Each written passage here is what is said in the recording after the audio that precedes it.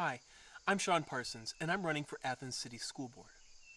If you've been following the video updates, I've mentioned on several occasions the possibility that our 6th grade may move into Athens Middle School.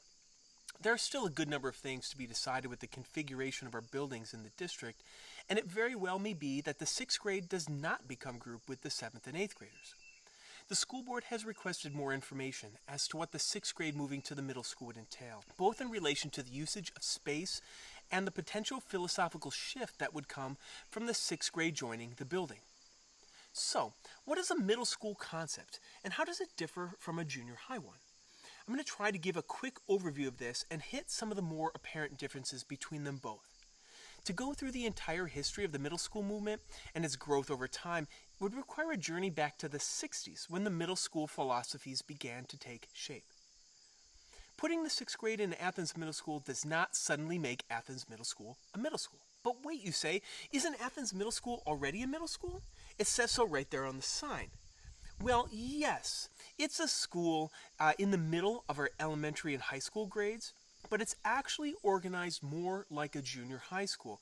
Putting the 6th grade into the building and shutting the doors, problem solved, makes it a no better fit than like the jar of applesauce my kids leave on the edge of the refrigerator shelf where they quickly slam the door shut, leaving me a surprise when I open the door later on that day and have to deal with it all over the floor.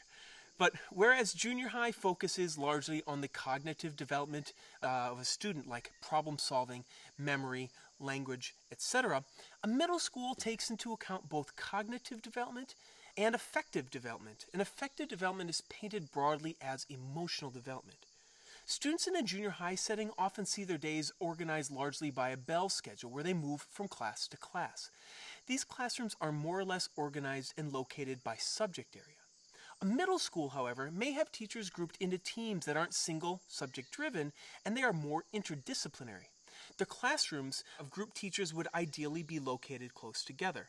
Team organization would allow the shared group of teachers to participate in frequent team planning, which allows for individual students' needs to be met and the challenges to be discussed collaboratively.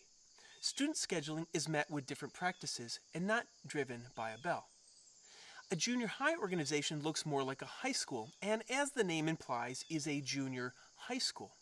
A middle school may have more in common with the elementary system, but their focus is specifically narrowed to the mental, physical, and emotional needs of children who are in this more narrow age group.